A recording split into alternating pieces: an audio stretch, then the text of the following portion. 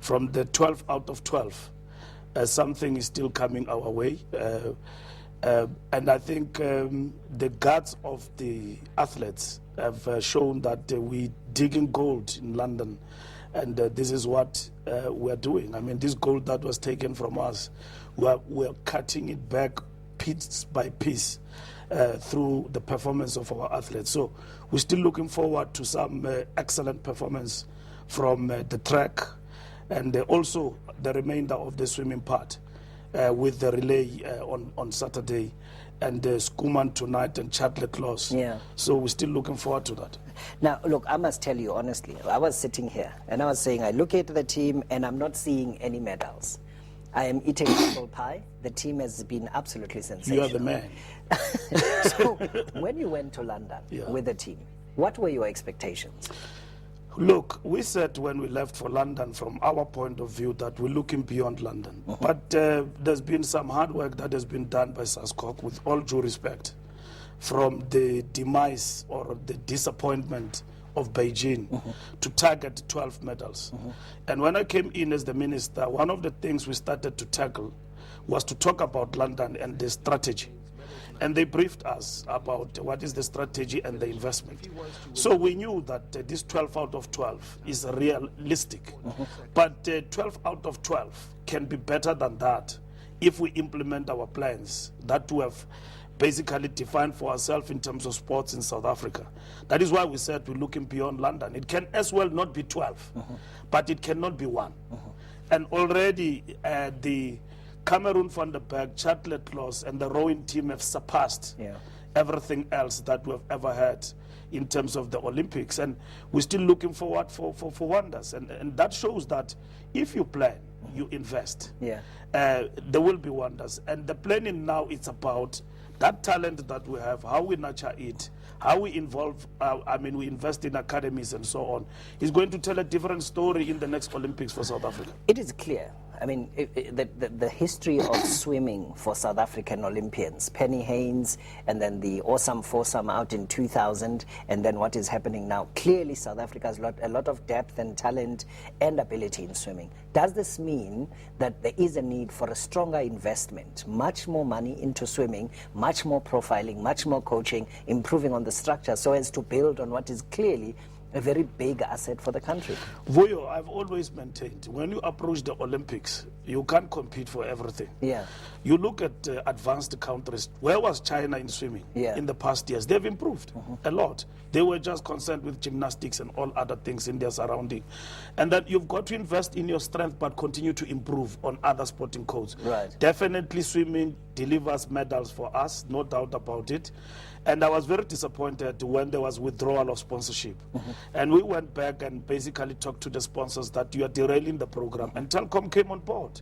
And we too, as government, we came on board to support our swimmers and all of that, and to give a backup to them to continue, because they were totally in dire straits, because these are the guys who deliver for the country and make us happy and look good. Olympic Games repeatedly. And repeatedly. And so these are the results. So definitely, when you approach the Olympics in the context of your overall high-performance development program, you've got to think strategically. Because there, Vuyo, you don't go there and start thinking about the Olympics 3 weeks. No, people don't plan like that. The players and the athletes you see today have been prepared over a period of time, and specifically for the Olympics. And this is the approach that South Africa should take. But I mean, even at the level of broadcasting, we've got a lot of soccer on our TV screens, we've got a lot of rugby. But when we go to the Olympics, we're always talking swimming. So clearly, even the broadcasters need to come to the party at some level. They need to come to the party at some level, and I think we can do better. If you look at Banyana now and their qualification, these girls are just volunteers, basically. I mean, they don't play full-time professional as much as they play. But look, they've been assembled within a period of 6 months. They were a team that you could see that if they were playing in a professional league, they could do actually wonders. And they were playing with girls who participate and play soccer week in and week out as professionals. And there they go and draw with Japan. And that tells you a story that if we are able to think otherwise with our federations, if you talk about football and Banyana, you talk about the under-23s, we've got a strategy around that. and prepare them and all of that, even for the Olympics and so on, you could see that we can go a long way as a country. All right. Now, rowing. This commentator, of course, was at sixes and sevens. He had no clue. He kept on referring to the South African team as Australia and Australia and Australia many times over. But under the circumstances, this team has done so well. And the High Performance Center in Pretoria, where they were training, they're on the clip saying, these guys just committed themselves to this. This must be just another accolade for you. Yes, it's an accolade. I think we knew that we'll get a medal from rowing, the same as output. And then athletics and the track, we're looking forward to getting something out of that. So it's not an accident. It's not that, yes, the prayers came through and our people never lost their faith behind our team. Like we said, on smooth dispan understand. Yeah. That is exactly what they did. And you know the Olympics, Vuyo, I've been there. Even if you can be the best, it's about guts, courage. Look at Chad le Clos and Michael Phelps winning that gold medal. When everybody had thought that Chad had actually lost it, is going for silver. But it's guts and determination. Even the slow or unperforming athlete on that day, it becomes something else. And I think it's about the country, the atmosphere is. If you compare with the World Cup, I mean, it's something totally different. It's not over until it's over. It is not over until it's over, and people outdone themselves, because that's the pride of the nation. And when people go there, they know that I've got this, which is a medal. It is for the country. And when in the pool, twice South African flag being sung, and here is Chad le Clos, here is Cameron van der Berg. Everybody keeping quiet and singing the South African, listening to that, it is something else. It's moving. Okay, you were disappointed about the decision not to submit a proposal for the Olympic Games.